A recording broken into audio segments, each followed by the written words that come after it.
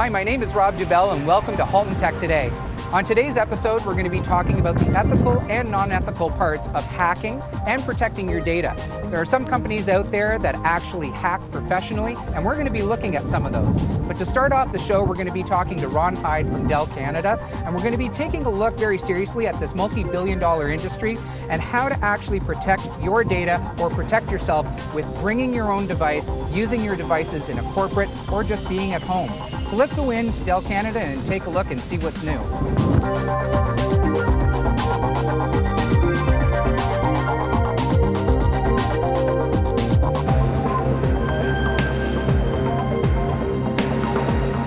Okay, so we're here at Dell Canada, and we're going to be finding out from Ron, who I'll introduce to you, a little bit about security. And we're going to be going through some things that are becoming really big issues. How do I protect myself? How easy is it to hack? And why do people do it?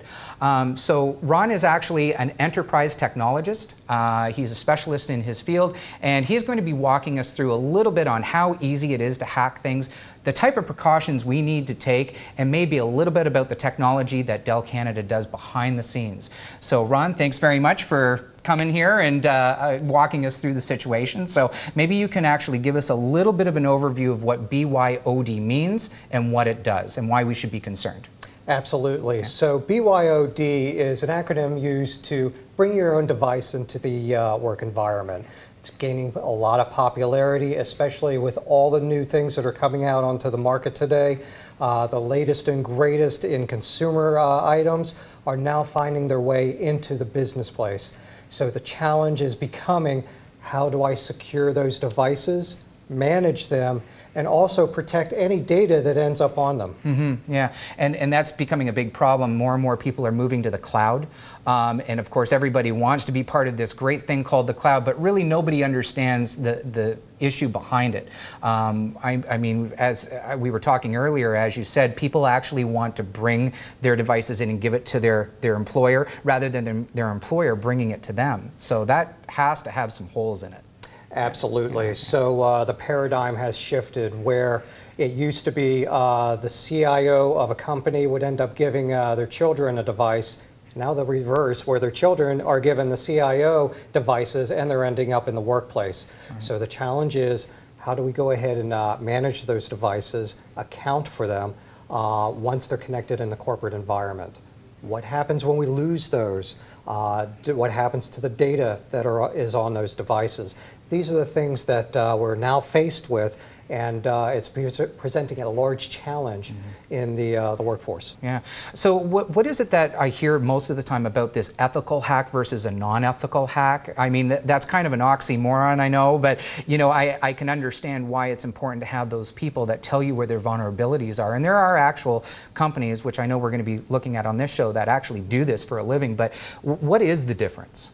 So there are hackers out there, but there's different types of hackers. And the question is, what kind of hacker am I dealing with? So the kind that are out there that are harvesting data for their own gain, for profit, those are called black hat hackers. So if you think of the old movies, the bad guys that wore black hats, those are the ones we're dealing with.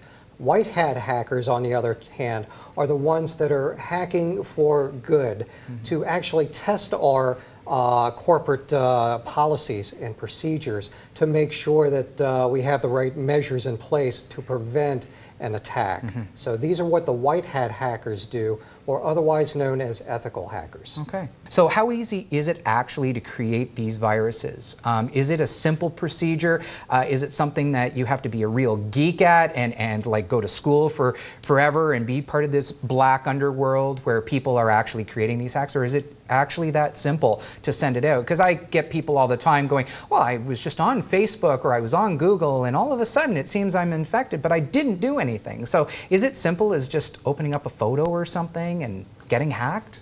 You know, back in the day, you would actually have to be a whiz-kid programmer to write these kind of malicious pieces of software.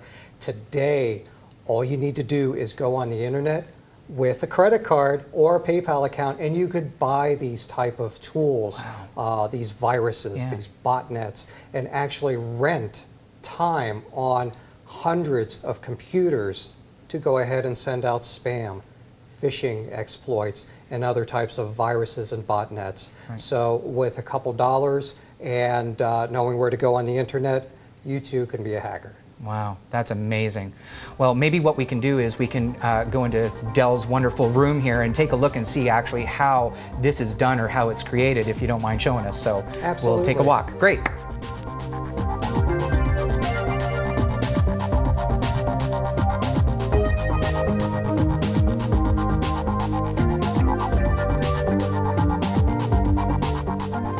Okay, Ron, so I'm going to get you to walk us through a little bit on how to hack. This is Hacking 101, which is kind of exciting, but most of our viewers are probably going to want to know how is this created, and of course, what is it that I'm clicking on to make that all of a sudden, you know, unleash?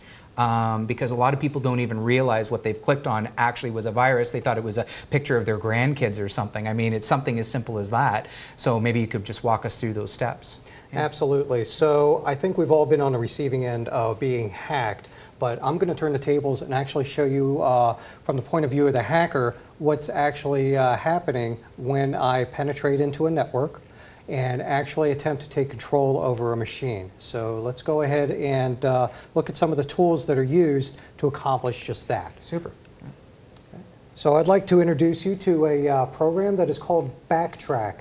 What Backtrack does is it's used for penetration testing to actually test someone's infrastructure for any potential security vulnerabilities. Those white hat hackers we talked about, this is one of the tools in their bailiwick that they would go ahead and use. So let's go ahead and assume that I am a hacker actually using these tools for nefarious reasons, gaining access to a Wi-Fi access point that's out there. This is a technique called war driving, and what a hacker would do is just either drive around the neighborhood or walk around with a laptop and look for a vulnerable Wi-Fi network. So let's go ahead and see how this is actually done. Using the tool, I will go ahead and scan for all the Wi-Fis that are in our immediate vicinity, and I'm going to go ahead and pick one. There's one that's called free Wi-Fi. If you've ever seen this broadcast and try to connect to it, I highly recommend not to. These are usually set up by hackers for the express purpose of people connecting to it and harvesting their data. So let me go ahead and see if I can actually hack into this free Wi-Fi setup, determine its password, and then connect to that Wi-Fi. So we already have it scanned. I am going to actually run through and do what's called sniffing out packets that are broadcast on this Wi-Fi network. So this is just stuff going through the air, right? So people can kind of grab this as it's going through the air and kind of view exactly what's going on? Exactly. So what we need to do is actually set this up in monitoring mode, which puts my Wi-Fi card in something called promiscuous mode. That enables me to go ahead and sniff out the traffic, the actual packets that are happening on this network. Okay, so it looks like I've connected. I'm actually looking at data coming through this Wi-Fi connection. Okay, the next thing I'm going to do is actually try to inject or write data to this access point. So I'm going to do something called an injection. It looks like it works. It looks like I'm actually adding in data into this Wi-Fi hotspot.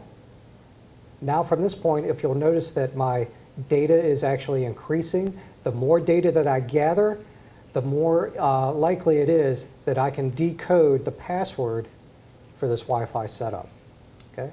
So let's go ahead and assume a user is connecting to this Wi-Fi. Okay? So I'm going to simulate connecting as an end user. I'm just going to surf to a web page. Okay? We'll go to CNN.com. Sure. You can see the data is now increasing because of that added traffic surfing to that web page. Okay? So if I go to another web page, I will increase that traffic. Let's go ahead and do so just so we can gather information to better hack this network.